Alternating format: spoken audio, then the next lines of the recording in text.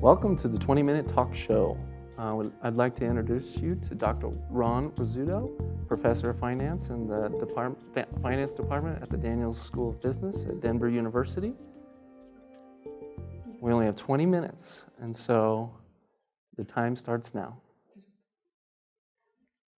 So, thank you for joining me on the show. It's my pleasure to be here. Yeah, thank you. Can you tell me about what inspired you to start teaching finance and specializing in finance? Well, I never thought of doing it.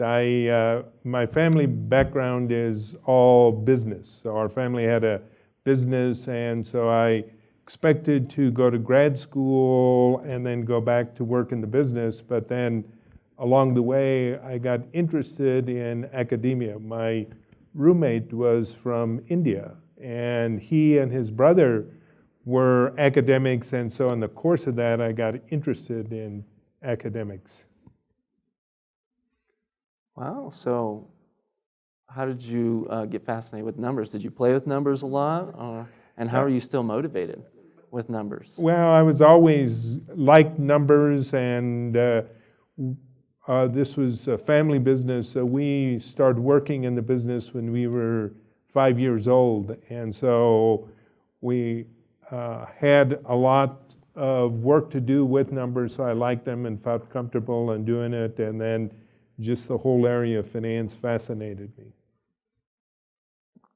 Okay, how long have you been teaching finance?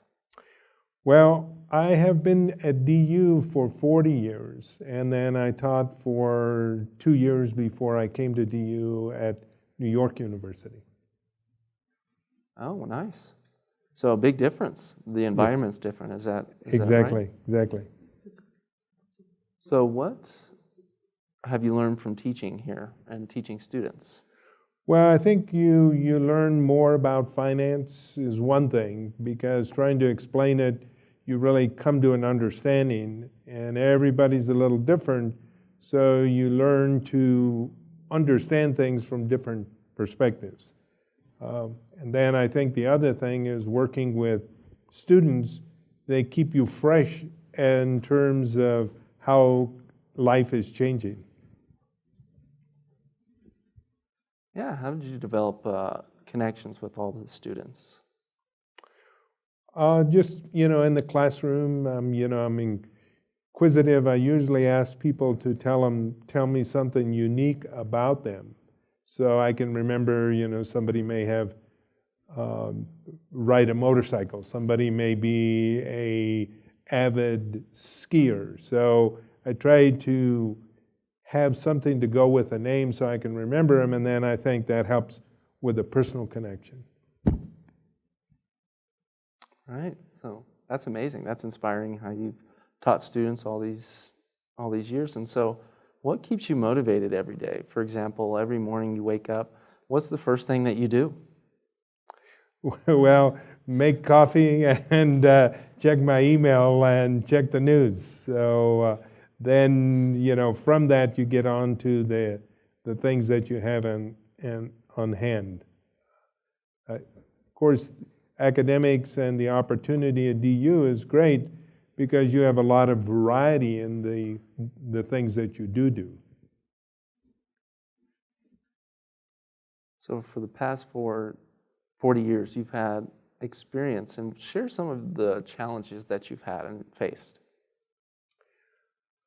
Well, I think, one of the challenges is adapting to new students. The stories and the connections you made with students 20 years ago aren't applicable today, just because people don't have the frame of reference. You could talk about the Watergate crisis, years ago, but now most people here, certainly the undergrads, never heard of it.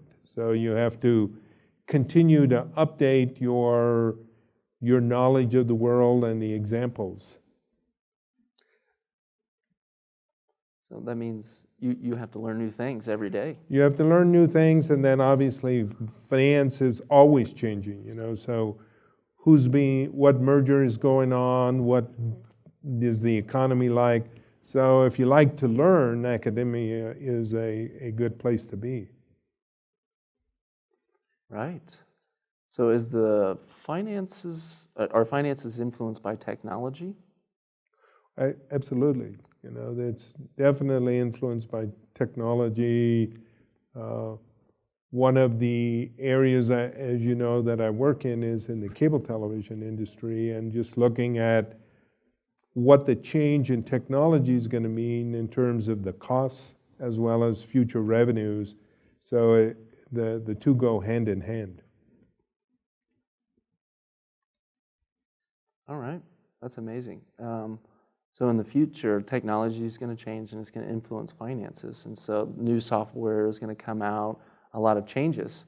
Do you have any concerns in what the finances are going to look like in 10 years? Well, I think in terms of, if you break it down into finance in terms of the investment side, you're going to find continued proliferation of products. You're going to find the markets change more quickly, so you have to be much more adept with the change on the financial market side. On the corporate finance side, there again, you're going to see a need to be faster pace, more consolidations, making decisions much quicker than you did in the past. Nice. And how did you get involved in the cable industry?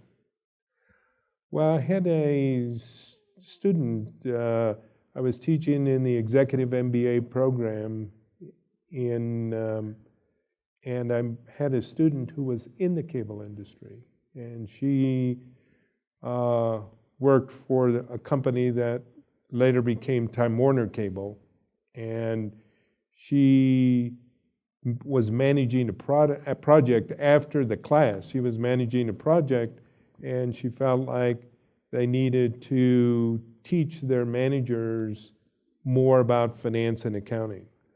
In particular, this was a company that was going to decentralize, and they evaluated the people that they were going to put in leadership positions, and they had good cable operation experience, but they didn't have P&L experience. So she asked me to get involved with putting together a training program, and so that was my first foray into learning about the business and then designing education programs and things. Okay, that's amazing how you got involved in the Yeah. cable industry. And so it's a different environment. You teaching finances in the academic world and in the industry. So are they that much different, or are they the same? Well, I feel blessed to have kind of two parallel career paths, because I've been able to work in academia, but then work with the cable industry, because I've been involved with cable over 35 years. And so in parallel, I was able to take things that I knew about finance and apply them in cable, and likewise know about issues in cable, and then look at how, from a finance standpoint, might we go about solving the problem. So it was a laboratory to go with the theory. Right. So it's more of a practice experience for you. Exactly. So that's great. The lady, June Travis is the name of the lady who got me involved in the industry, and she's got me involved in many other things, and she's a DU alum, and we remain friends today. That's awesome. That's great. So how did you build your connections with people outside of the school environment? How do you get them involved in your group? They're on the cable side. it was natural because I was working with people in the industry. So it was very natural.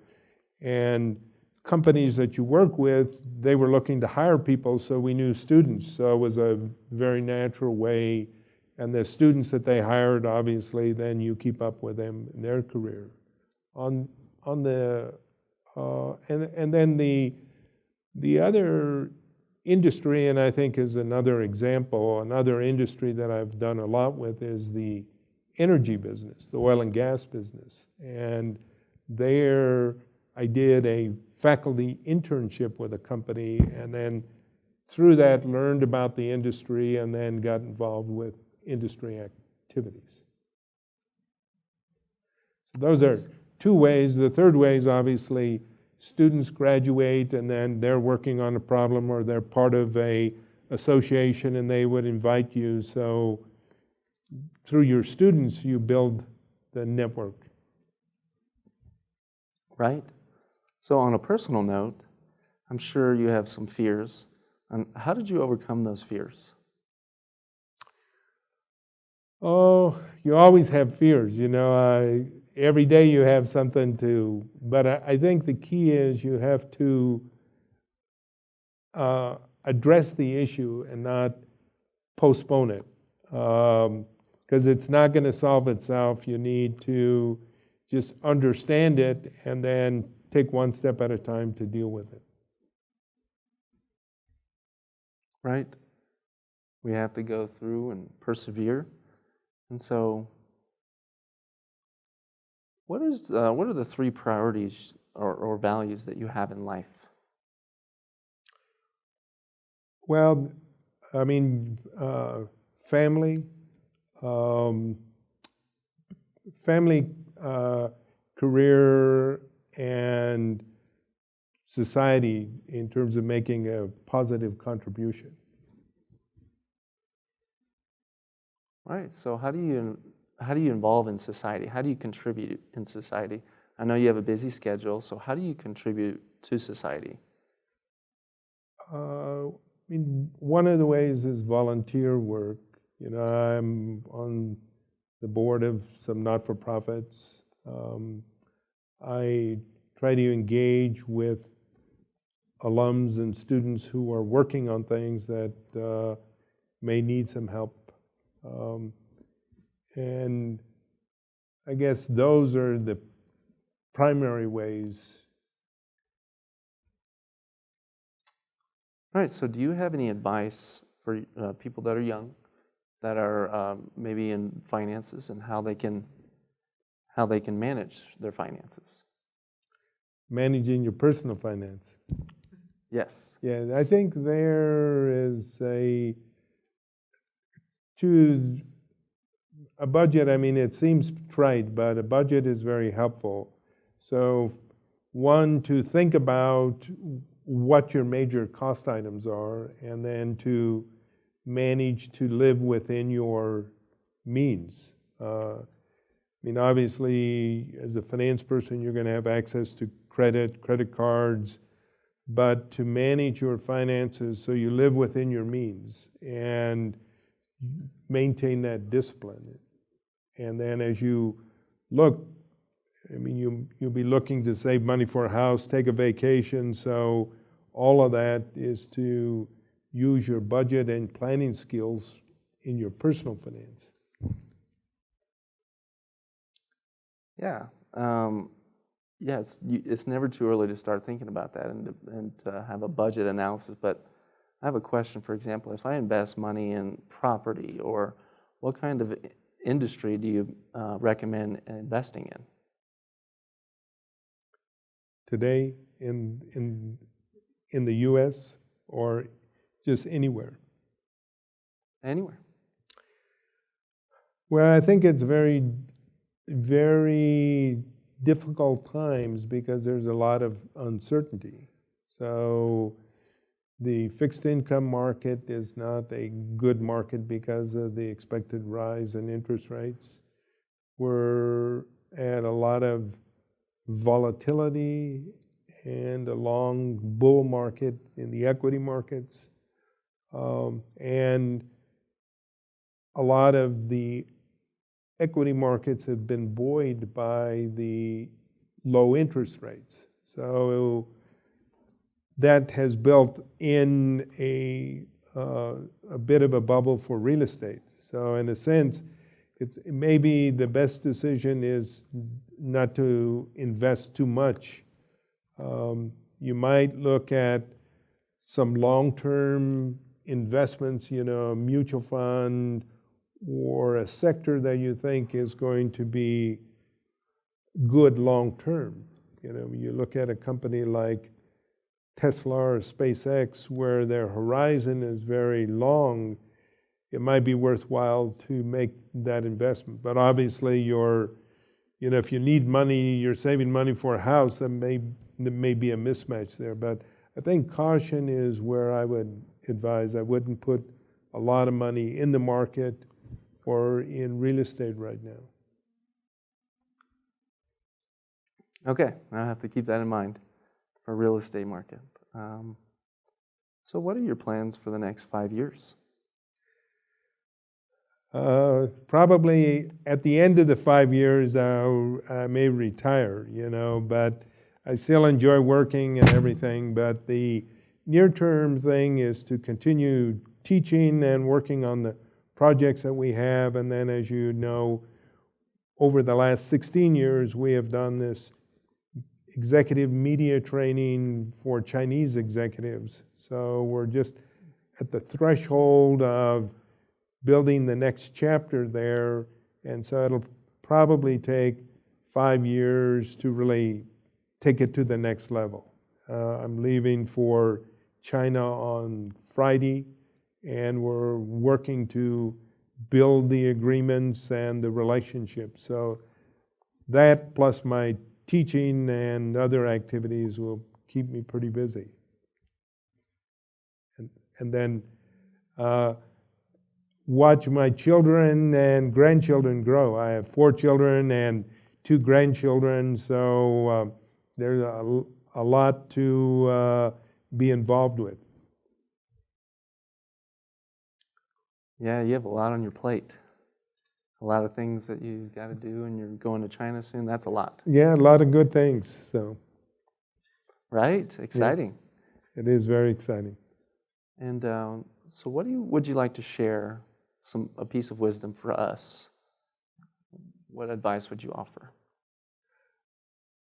I guess the couple of pieces of advice is one to be kind to people. You can easily be mean or be frustrated and cause you to be mean, but I think we need more kindness. And then the other is to be confident and don't let situations or people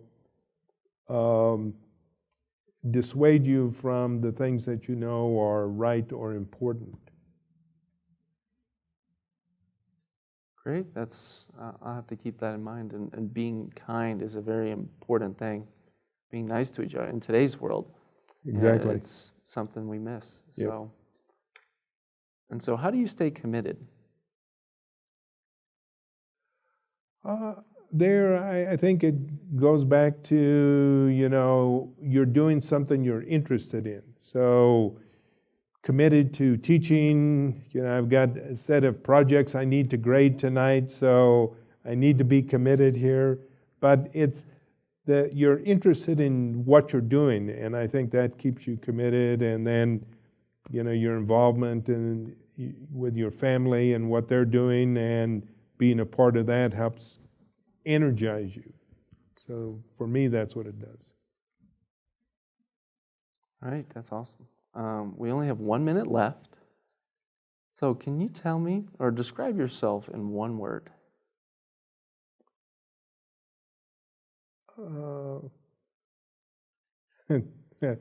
That's a difficult question. I guess I would say humble.